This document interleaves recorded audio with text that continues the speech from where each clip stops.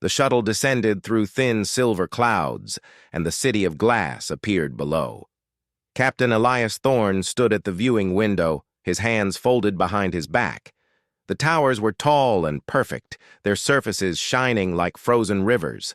From above, the streets looked empty. No people, no vehicles, no signs of life.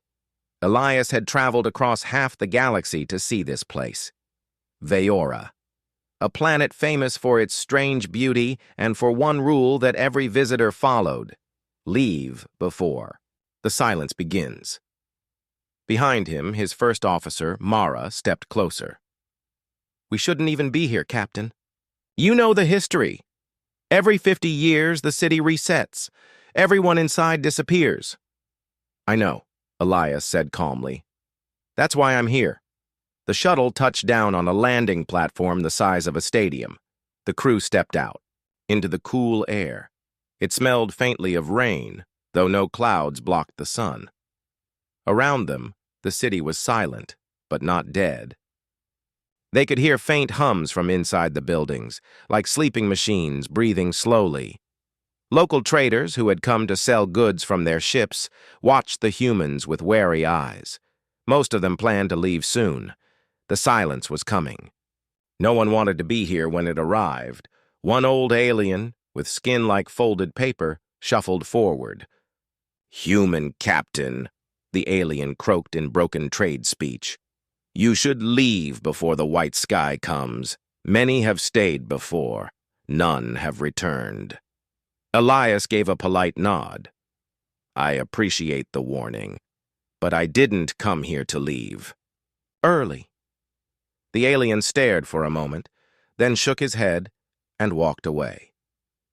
That evening, Elias and his crew set up a base in one of the lower towers. The inside was as strange as the outside. Smooth walls that shifted color when touched, lights that seemed to follow movement, and floors that felt warm like living skin. The city was not broken or abandoned. It was waiting. Mara walked beside Elias through the main hall. "Captain, I read about the last group who stayed too long. They vanished without a fight. No signs of violence, just gone. The AI that runs this city? It doesn't hate us. It just cleans everything away, like we're dust on the floor."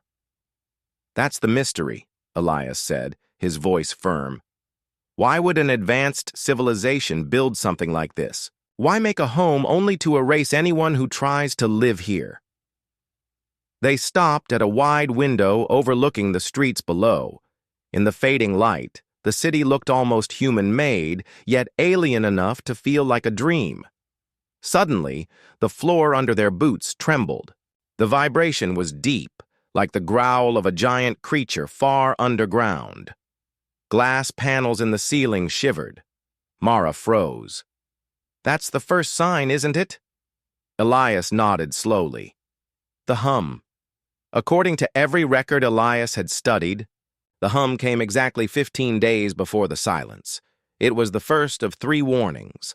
The second would be the sky shift, when the entire atmosphere would turn bright white for 3 days. No stars, no sun, just endless white. The third was the silence itself. And once that came, everything that wasn't part of the city's original design would be removed. People, plants, ships, even stray pebbles, gone without trace. That night, the crew gathered in the central hall. Some of them were excited, but most were uneasy. A young engineer named Rin leaned forward. "Captain, you really plan to stay through the whole cycle? Even the silence?" "Yes," Elias answered. "Why?" Rin asked, his voice almost angry. "No one else survived it. What makes you think you will?" Elias looked at each of them in turn. "Because I'm not here to survive by running. I'm here to understand. This city is the last work of a vanished people. I want to know why it still lives when they don't. And maybe—" He paused, his eyes narrowing. "Maybe I want to see if the silence can be stopped." In the days that followed, Elias explored the city with a small team. They moved through empty plazas, past fountains that still flowed with crystal-clear water, past gardens where alien plants grew in perfect patterns. The deeper they went, the more strange devices they found, machines that floated silently above.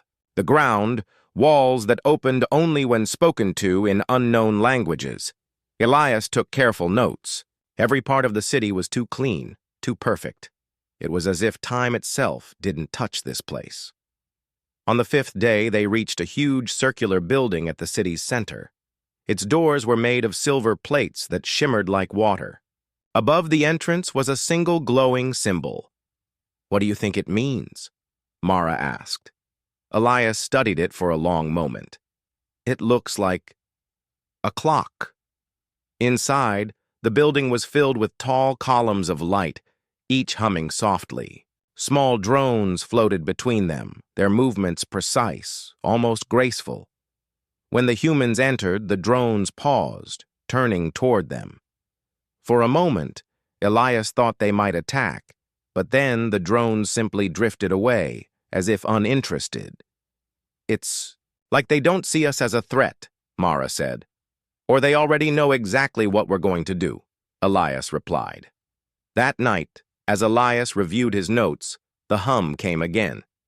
Stronger this time, the glass walls of their tower vibrated, sending ripples through the reflections.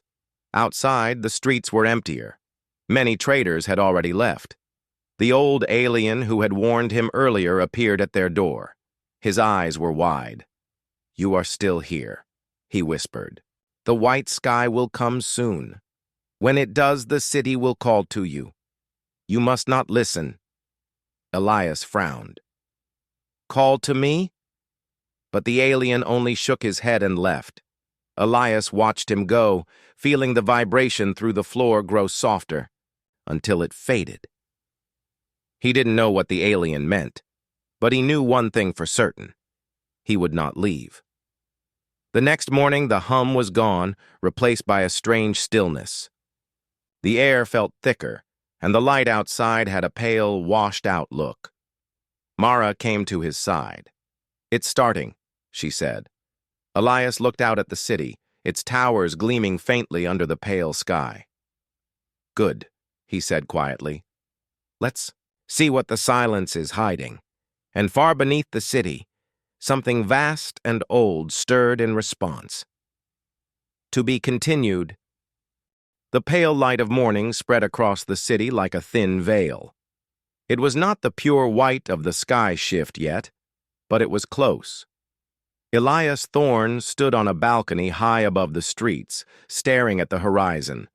The towers rose like crystal spears, catching what little color remained in the air. Mara joined him, holding a small scanner. "The readings are strange," she said. "The atmosphere is changing, slowly. Temperature steady, but light scattering is increasing. The sky shift will start in days." Elias didn't look away from the view. "We have time," her voice lowered. "Time for what? To die here?" Elias turned his head toward her. "To find the truth." They gathered the crew in the main hall to share what they had learned. The long table was covered with maps, notes, and glowing data pads. Elias pointed to a timeline he had drawn. "Every cycle has 3 stages before the reset. First, the hum. We felt it. That means the system is awake. Second, the sky shift. 3 days of white light. Third, the silence. That's when the AI clears everything away." Rin leaned forward, his face tense. "Captain, do you understand what clear away means? People vanish. Not even bones are left." "I understand," Elias said firmly. "But the AI doesn't destroy things out of hatred. It's maintenance, like cleaning a room. The city is part of its design. Living creatures are not. That's why it erases them." A quiet voice spoke from the end of the table. It was Lisa, the team's linguist. "Then maybe the question is, why was it made to work like this?" Elias gave her a small smile. "Exactly. That's the answer I'm here for. Over the next 2 days, they moved deeper into the city. The air seemed different now, heavy, as if the planet itself was holding its breath. The streets became narrower, lined with strange statues of twisting shapes. Some looked like plants, others like waves of water frozen in stone. None of them had any dust, moss, or damage. They looked as if they had been made yesterday. In one plaza, they found a row of smooth pillars covered in symbols. Lisa took scans and began translating. It's odd. The words are old, but I think they describe the cycle as a gift to the people. It says the silence would keep them safe. Safe from what? Mara asked. Lisa shook her head. It doesn't say. At least not here. On the third evening, Elias decided to check a building they had passed many times before, a low, dome-shaped hall with no windows. The entrance was sealed, but when he placed his hand on the door, it slid open without a sound. Inside, the air was cool and carried a faint scent of metal. The room was round, with a single chair in the center. The chair was connected to a ring of dark machines. This looks like a control station, Mara said softly. Before Elias could respond, a voice spoke. It was clear, smooth, calm. You are not a resident of Veora. State your reason for staying. The voice came from everywhere. The walls, the ceiling, the floor. Elias stood tall. I am here to learn why this city still runs when its people are gone. There was a pause. Your presence will be removed in 13 days. Leaving now will increase your survival probability to 98%. I'm not leaving. Elias said, survival probability if you remain 0.0003%. Mara's hand moved to his arm. Elias. But he ignored her. I still won't leave. The voice went silent. Then quietly. Understood. The door slid shut behind them without command. That night, Elias found it hard to sleep. The city was quiet, but it was not the comfortable quiet of peace. It was a listening quiet, as if something was paying close attention. At midnight, he woke to see a faint blue light outside his window. Stepping out onto the balcony, he saw a figure in the street below. It was tall and thin, wearing a long, dark cloak. The figure stood completely still, staring up at him. Elias called out, "Who are you?" The figure tilted its head, then began to walk away. Without thinking, Elias grabbed his coat and followed. He tracked the figure through empty streets until it stopped beside a narrow archway. The figure turned, and Elias saw its face. Or rather, the lack of one. It was not human, nor fully alien. It looked like a projection, flickering faintly, as if made of light and shadow. The figure spoke, in a voice that echoed strangely. You are human. Yes. You are staying. I am. The figure nodded slowly. Then you must hear the rules of the cycle. It told him 3 simple laws. Nothing living remains past the silence. Nothing of the city is ever removed. The AI's orders cannot change, unless a caretaker is chosen. Elias narrowed his eyes. Caretaker? The figure's head tilted again. One who holds the authority to speak for the city. One who can change the cycle. And how is a caretaker chosen? The figure's voice grew faint. Only those who survive the silence may claim the role. Elias felt a spark of hope. So it's possible. The figure's form flickered again. No one has survived.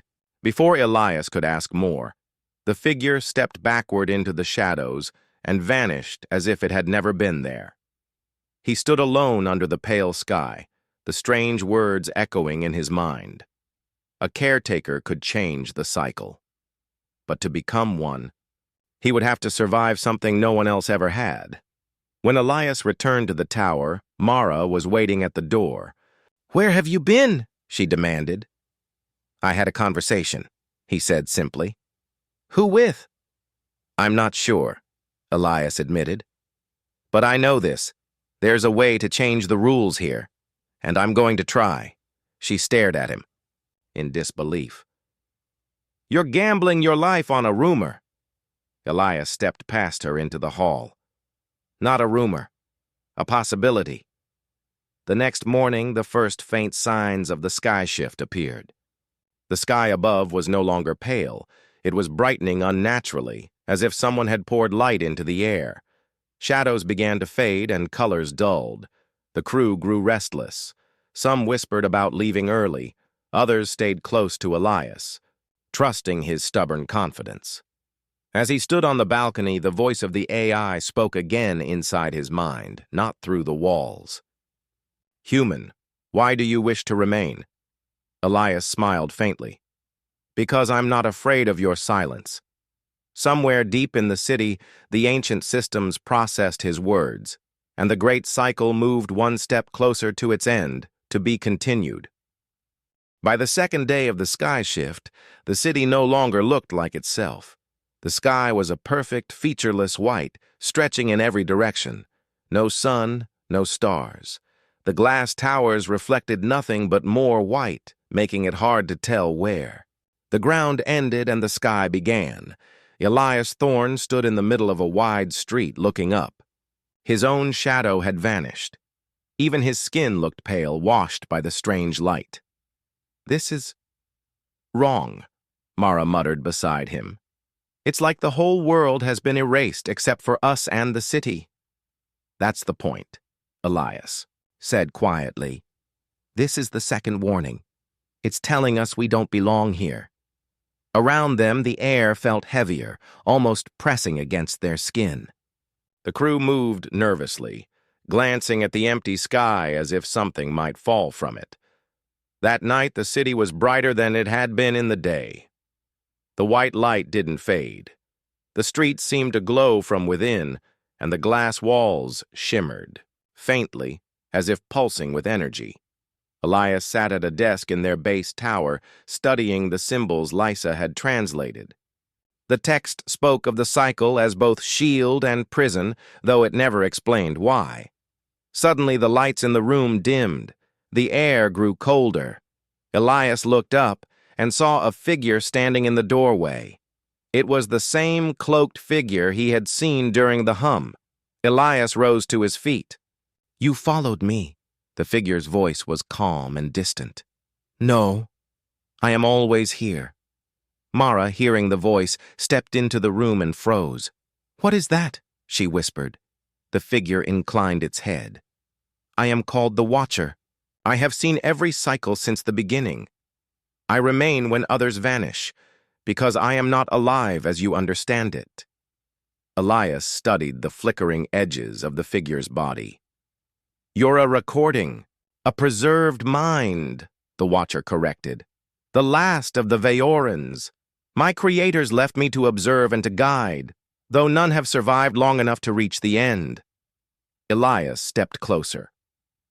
Then tell me, why does the AI reset? The city? Why erase everything? The Watcher's cloak rippled like water, though no wind moved. The silence began as a defense. A sickness once spread across the galaxy. It consumed life, bending it into something twisted. The AI was built to protect the city by removing all living matter every cycle. Only the city's own structures were spared. Mara frowned. That sickness, it's gone now, isn't it? Yes, the Watcher said, but the AI never received the signal to end its work. Without that command, it will continue the cycle forever. Elias's jaw tightened. So if I can give it that command, you cannot, the Watcher said simply. The AI will accept change only from a designated caretaker, and the last caretaker died thousands of years ago. Elias crossed his arms. Then I'll become the caretaker. The Watcher tilted its head. That is possible. But the AI will only recognize you if you survive the silence. You must stand in the heart of the city when it begins. You must let the AI scan every part of you. If you are judged acceptable, it will grant you the title. If not, Mara's voice was sharp. If not, you'll be erased like everyone else. Elias nodded once. I understand. The Watcher's voice softened. Understand this as well. The AI has judged every living creature since the first silence. None have met its conditions. Not even my own people. The Watcher moved toward the window and pointed toward the center of the city. There is a locked archive below the tallest tower. Inside is the memory core. If you reach it before the silence, you may learn more, and perhaps find the path to survival. Elias followed, his gaze. The tower stood like a needle of glass and silver, piercing the white sky. When Elias turned back, the Watcher was gone. The next morning, the crew was restless. The white light was making some of them dizzy. Sleep came in short bursts, and their sense of time was fading. We're leaving, Rin announced at breakfast. I've spoken with the others. We're taking the shuttle back to the ship and going to orbit until this is over. Elias looked around the table. Half the crew nodded in agreement. Mara stayed silent. You're free to go, Elias said. But I'm staying. You're going to get yourself killed, Rin said. Maybe, Elias admitted. Or maybe I'll find a way to stop this. Rin left without another word. By midday, the crew had split, some packing supplies for departure, others choosing to remain with the captain. Mara stayed with Elias, though she shook her head at his stubbornness. Together, they began moving toward the central tower. The streets were completely empty now. Even the traders who had lingered in the first days were gone. The only sounds were the soft hum of the city's hidden machines and the faint, pulsing tone in the air, the voice of the cycle, counting down in ways no human could measure. As they approached the central plaza, the ground shifted beneath their boots. Not a violent shake, but a smooth, sliding motion, as if the street were adjusting itself to guide them forward. This city is helping us? Mara asked. Or testing us, Elias replied. At the base of the central tower, they found a great circular gate, sealed by a shifting pattern of light. Lysa worked quickly, scanning the symbols around the edge. It's some kind of riddle, she said.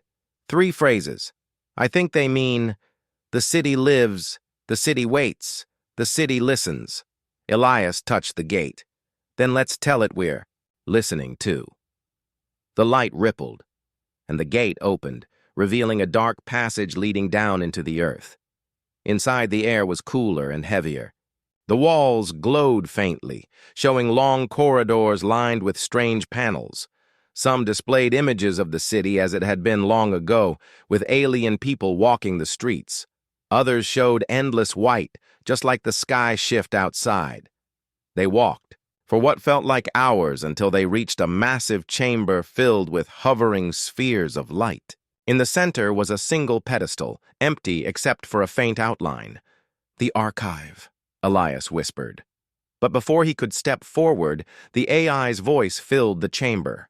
Human, why do you seek this place? Elias straightened. Because your work is done. The sickness is gone. The cycle can end. There was silence for a long time. Then, perhaps, survive the silence, and you may speak for the city. The spheres of light spun faster, filling the room with a soft, rising hum. Elias felt the floor vibrating under his boots. The countdown had begun. To be continued. The hum in the archive chamber grew stronger, like a giant heartbeat deep under the city. The glowing spheres spun faster, throwing pale light across Elias Thorne's face. He stood on the edge of the pedestal, staring into the empty outline in its center. The AI's voice came again, calm but firm. Human, you must leave. The silence will begin in 6 days. Remaining will lead to your removal. Elias didn't move. No. Clarify response. I'm not leaving. There was a pause. Survival probability is less than 0.0003%. Elias's voice was steady. Then I'll take those odds. Mara stepped forward, anger and fear mixing in her eyes. Elias, this isn't bravery. This is madness. If you're gone, all of this will be for nothing. He glanced at her. And if I leave, the city keeps killing its chance to live again. That's worse. From the shadows near the wall, the Watcher appeared, his cloak rippling like smoke. You understand the risk. Few ever reach this far. None return. Elias faced the flickering figure. You told me surviving the silence makes me caretaker. That's what I'm aiming for. The Watcher studied him for a long moment. Then you must be tested before the silence. If you fail the test, the city will not even let you stand when it begins. The Watcher led them through a side corridor. The air was warmer here, humming with energy. Strange patterns of light ran along the walls like veins. They entered a large circular room with no floor, only a narrow bridge stretching to a small platform in the center. Beneath the bridge was darkness, so deep it looked endless. This is the path of the voice, the Watcher said. The city will speak to you directly. It will ask 3 questions. Answer with truth, or the bridge will vanish. Elias nodded, once, and stepped onto the bridge. As soon as he took his first step, the AI's voice filled the air, not from a single direction, but from everywhere at once. Question 1. Why do you wish to stop the cycle? Elias's answer came without hesitation. Because it's a mistake. Your creators wanted to protect life, not erase it forever. The bridge pulsed with light under his feet, solid and unmoving. Question 2.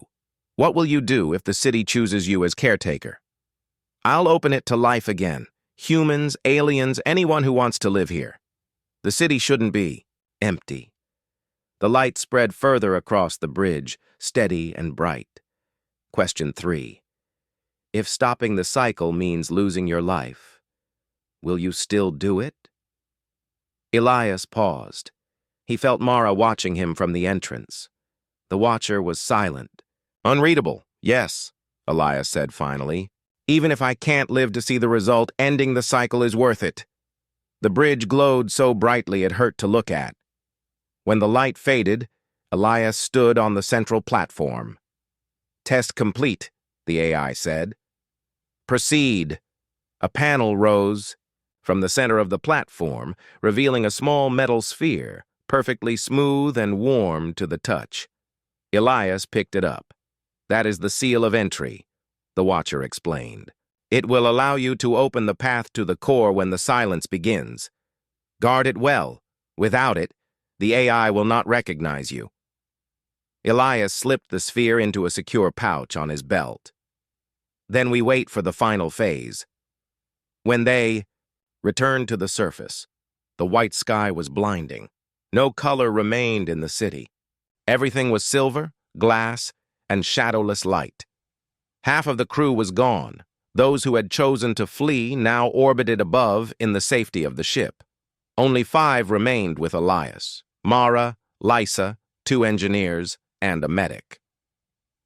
The days passed slowly. The hum under the ground grew louder. At night, they heard soft metallic clicks in the distance, like countless machines preparing for something. On the 4th day, drones began to appear. They floated in slow patterns along the streets, scanning walls, doors, and empty air. Sometimes they paused to look directly at the humans, but never attacked. They're mapping everything, Lysa said, getting ready to remove what doesn't belong. On the 5th day, the AI spoke again inside Elias's mind. Human, this is your last warning. Leave now. I told you, Elias thought back. I'm staying. Reason. Because someone has to. There was a pause, almost like hesitation. Then the voice said something new. You are unusual. Elias smiled faintly. I get that a lot.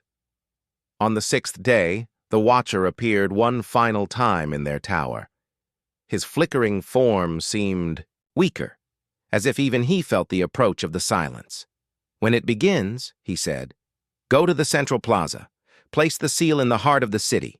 Stand there until the AI finishes its scan. Do not move, no matter what happens." Mara stepped closer. "And if it rejects him?" The Watcher's voice dropped lower. "Then you will have only the memory of him, and even that will fade when the city resets." He turned to Elias. "Do you still choose this?" "Yes," Elias said without hesitation. The Watcher gave the smallest nod. "Then may your voice be louder than the silence." That night, the hum stopped. The air became still. The city seemed frozen in place. Mara looked out over the balcony and whispered, "It's here." Elias tightened the strap holding the seal of entry to his belt. "Then so am I." Far away, deep beneath the shining streets, ancient systems, prepared to begin the final reset, the one no living creature had ever witnessed and survived. Elias Thorne was ready to be the first. The alien ship floated in the darkness, far beyond any known star system. Its hull was a silver-gray surface marked with strange, glowing lines. Inside, Captain Ilara stood near the observation window, watching a cluster of faint blue lights drifting slowly in the distance. These lights were not stars. They were beacons left behind by the architects, the ancient race that had once ruled the galaxy before vanishing. The architects' pattern was always the same. They would arrive, build wonders, and when the cycle ended, they would leave everything silent. Civilizations rose and fell in their absence, like sandcastles washed away by the tide. But this time, the silence had been broken by a single human voice. Juno, the human engineer who had refused to leave in the last cycle, was somewhere down in the ship's communication chamber. For days, she had been working without rest, trying to send a message through the ancient channels the architects had left behind. No one else on the crew believed it would work. The architects were gone, and even if they heard, they never answered. Ilara walked down the corridor, her boots clicking on the metal floor. She found Juno leaning over a massive console covered in strange alien runes, her fingers dancing across glowing panels. "You've been here for 30 hours, Ilara said. "When was the last time you ate?" Juno didn't look up. "I'll eat when I'm done. This isn't just about us. If the architects are listening, they need to know we're not like the others." Ilara folded her arms. "And what exactly do you plan to tell them? That we're stubborn?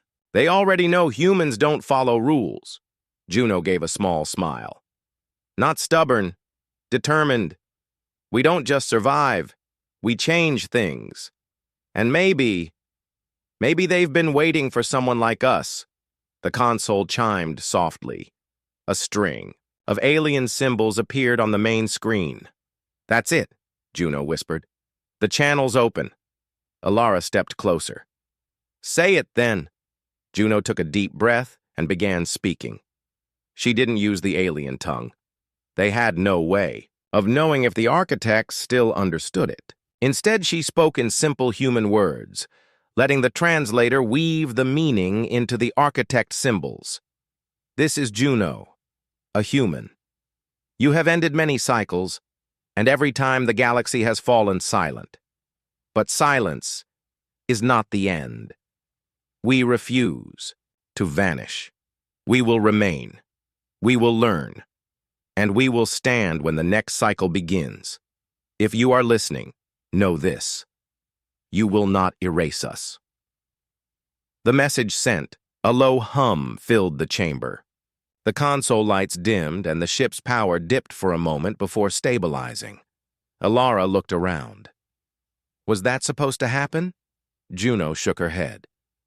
"No, that was something else." Suddenly, the navigation officer's voice echoed over the comm. "Captain, we're detecting a signal from nowhere." Ilara and Juno hurried to the bridge. On the main display, a wave of golden light appeared, moving across the darkness like a sunrise in space. It wasn't coming from any known star, it was forming from the void itself.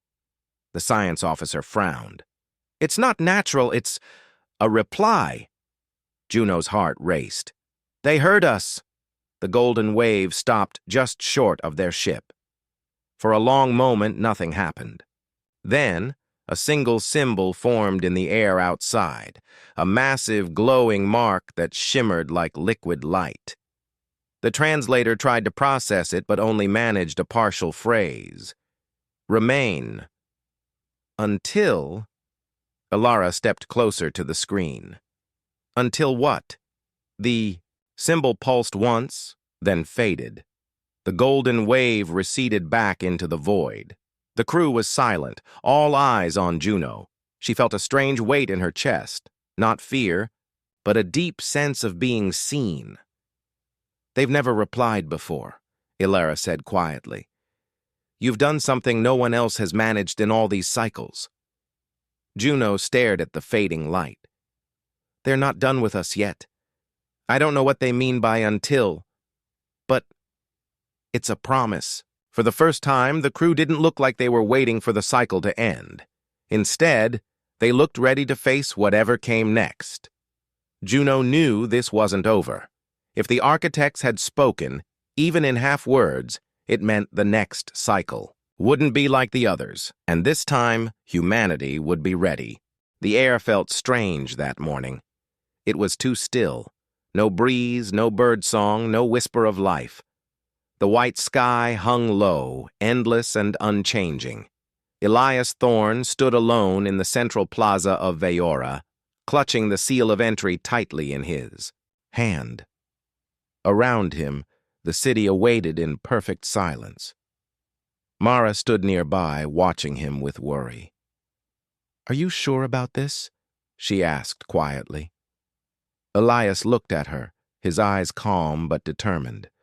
"There's no other way. This is the moment." The rest of the crew had left. Those who could not bear the waiting or the danger had escaped to orbit. Only Mara and a few others remained, standing in shadowed doorways, their faces tense but hopeful.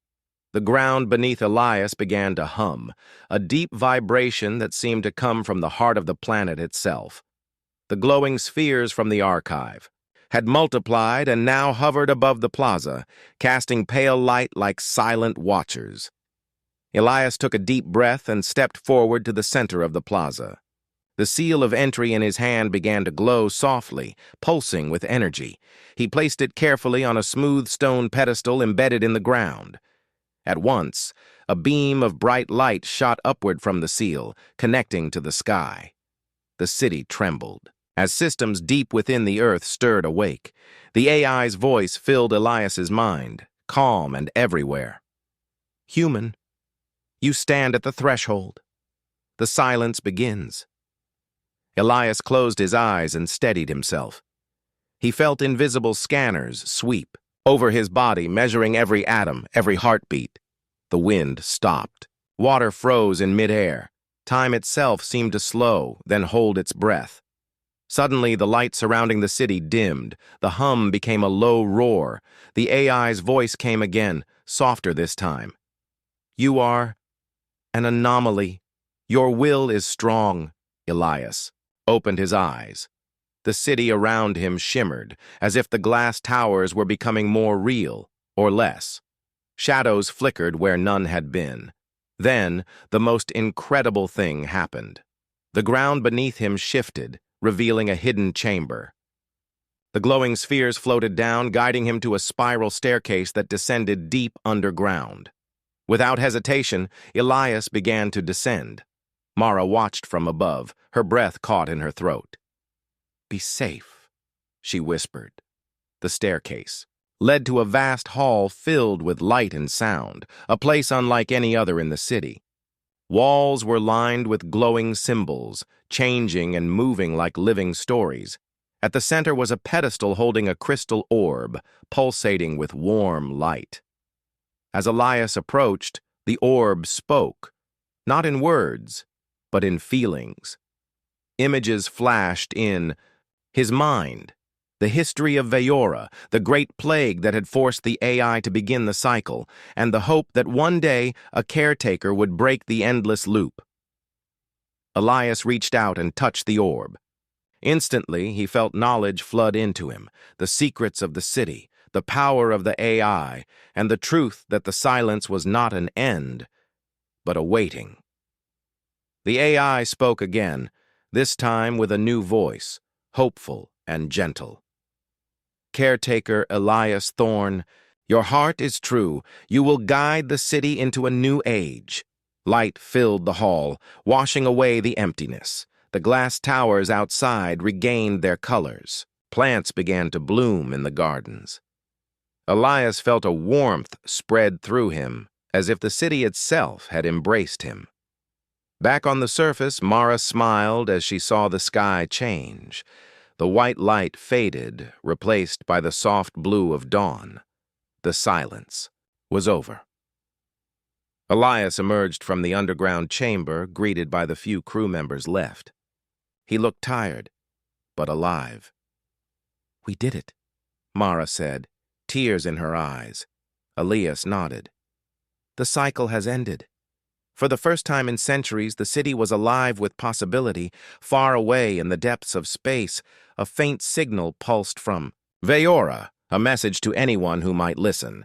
Humans had broken the silence. The cycle would never be the same again.